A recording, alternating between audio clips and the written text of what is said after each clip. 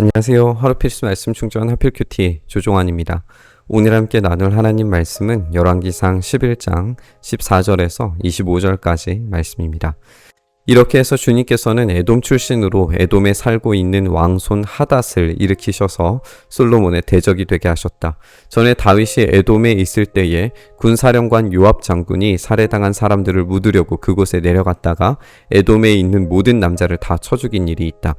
요압은 온 이스라엘 사람과 함께 에돔에 있는 모든 남자를 다 진멸할 때까지 6달 동안 거기에 머물러 있었다. 열왕기의 기록자는 이 솔로몬의 대적이 성전 공사 이후에 솔로몬의 강대한 힘이 우상 숭배로 표출되기 시작하면서 하나님께서 대적자들을 붙이기 시작하셨다고 쓰고 있습니다. 하나님 2번이나 솔로몬에게 경고하셨지만 솔로몬은 듣지 않았습니다. 하나님의 말씀을 듣는 마음이 사라져버린, 선과 악의 기준자가 되어버린 이 솔로몬은 이제 자신을 대적하는 대적자들을 만나게 됩니다. 그런데 그 대적자들이 다윗 때로부터 그 씨앗이 심겨져 있었다라는 점을 우리가 생각해 보게 됩니다. 사실 이 문제의 원인은 순전히 에돔에게 있었어요. 그들이 출애굽 때에 이 길을 터달라고 하는 이스라엘의 길을 막아섰고 긴 광야의 여정을 다시 밟도록 했기 때문에 그에 대한 보복이었습니다. 이것은 고대의 정치적인 경제적인 이유의 전쟁과는 양상이 전혀 다른 전쟁이었어요. 그렇기 때문에 우리가 진멸 전쟁이라고 부르는 거룩한 전쟁이라고 부르는 헤렘 전쟁이 이루어진 겁니다. 하지만 그 과정이 정말 헤렘이었을까 의심스러운 이유는 다분히 정치적이고 탐욕스러우며 잔인한 장군이었던 요압 때문에 그렇습니다. 다윗과 솔로몬은 이 폭력적인 군사령관인 요압을 제거하는 데 성공했다라고 생각을 했지만 그와 함께 뿌려놓은 복수의 씨앗들마저 다 제거할 수 있었던 것은 아니었던 거죠. 중요한 것은 이 원수의 씨앗이 그동안에는 전혀 발아할 기미가 보이지 않았었다는 사실입니다. 원수의 씨앗은 왕이 하나님의 통치를 벗어나 버렸을 때 싹을 틔우고 있는 겁니다. 그러나 하닷은 자기 아버지의 신하이던 에돔 사람들을 데리고서 이집트로 도망하였다. 그때 하닷은 아직 어린 소년이었다.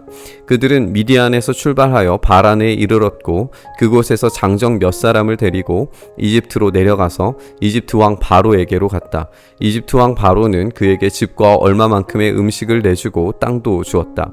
하닷이 바로의 눈에 들었으므로 바로는 자기의 처제 곧 다브네스 왕비의 동생과 하닷을 결혼하게 하였다. 다브네스의 동생은 아들 그누밧을 낳았는데 다브네스는 그를 바로의 궁 안에서 양육하였으므로 그누밧은 바로의 궁에서 바로의 아들들과 함께 자랐다. 어린 소년 하닷의 행보는 마치 창세기 마지막과 출애굽 1장 이야기를 듣는 것처럼 느껴집니다. 그가 소년임에도 에돔 사람들을 데리고 이집트로 피신했다라고 하는 것은 요셉이 자신의 형들과 가족들을 모두 이끌고 이집트로 들어온 것처럼 느껴집니다. 그리고 요셉이 이 바로의 사랑을 받았다라고 하는 표현들도 이제 이 본문에서도 바로가 이 하닷을 사랑하는 그런 모습으로 보여지죠. 또 바로가 집과 음식 땅을 내주는데 이스라엘도 바로에게 그렇게 땅을 받았었습니다. 이 하닷이 다브네스 왕비의 동생과 결혼하게 만들고 그 아들이 왕자처럼 바로의 아들들과 함께 자랐다는 설명을 우리가 읽어보게 되는데 모세가 공주의 아들이 되어서 왕궁의 교육을 받았던 것과 비교가 됩니다. 솔로몬의 아내가 사실 이 바로의 딸과 결혼했기 때문에 이 겉으로는 바로라고 하는 인간적인 연결고리들이 이스라엘과 이 에돔, 이 하닷을 묶고 있는 것처럼 보여집니다. 그래서 어쩌면 이 하닷의 행보를 솔로몬이 의심하지 않았을 수도 있어요. 그런데 그것은 너무 위험한 씨앗이었죠. 하닷은 또 다른 어떤 대체 이스라엘의 역사 이야기를 담는 것처럼 보입니다. 에돔이 야곱의 형제 에서의 자손이기 때문에 이런 비교는 더 선명해지는 것 같아요. 그런데 이스라엘의 대체 역사로 보여지는 이 에돔의 이야기 속에는 하나님의 꿈과 사명과 비전이 있지 않습니다. 오히려 그 안에는 복수가 존재합니다. 그 안에는 샬롬이 존재하지 않습니다. 결국에 복수의 칼날을 가는 하닷의 이야기는 이스라엘이 자기 자신 스스로의 모순을 가지고 스스로 파멸적 존재가 된다는 이야기를 보여주는 것 같아요. 자기와 꼭 닮은 에돔의 이야기는 이스라엘이 하나님이 주인 되시지 않고 욕망과 우상숭배로 가득 찼을 때 자기 자신을 파괴시키는 칼로 돌아오리라는 것을 알게 해줍니다. 결국에 이 모든 문제는 하닷이 문제가 아니라 이스라엘의 왕, 자기 스스로를 황제로 삼고 그 보좌에 앉은 솔로몬이 문제인 거죠. 그 뒤에 하닷은 다윗과 군사령관 요압 장군이 죽었다는 것을 이집트에서 듣고서 고국 땅으로 돌아가게 허락해달라고 바로에게 요청하였다. 그러자 바로는 그에게 나와 함께 있는 것이 무엇이 부족해서 그렇게도 고국으로 가려고만 하오 하면서 말렸다. 그러나 하닷은 부족한 것은 아무것도 없지만 보내달라고 간청하였다. 이스라엘과 비슷한 어떤 대체 이스라엘의 모습을 보여주는 이 하닷과 이스라엘, 이 두 집단이 이집트를 떠나는 목적은 너무나도 달랐습니다. 하나님은 이스라엘을 하나님을 예배하는 민족으로 부르셨고, 그래서 성막과 성전, 예배하는 자로서의 정체성을 심으시기 위해 그토록 많은 과정들을 밟도록 하셨는데, 하닷은 오로지 복수를 위해서 출애굽합니다. 목적이 다른 두 민족은 서로 갈등하고 칼을 겨누게 될 겁니다. 마치 오래된 쓴 뿌리가 열매를 맺는 중인 것으로 보여집니다. 이것은 신명기에서 경고하셨던 그대로였어요. 신명기 29장 18절 말씀이 이렇게 말합니다. 하나님으로부터 마음을 멀리하여 다른 민족의 신들을 섬기려고 해서는 안 됩니다. 당신들 가운데 독초나 쓴 열매를 맺는 뿌리가 있어서는 안 됩니다. 하나님께서는 솔로몬의 또 다른 대적자로서 엘리아다의 아들 르손을 일으키셨다. 그는 자기가 섬기던 소바왕 하닷에셀에게서 도망한 사람이다.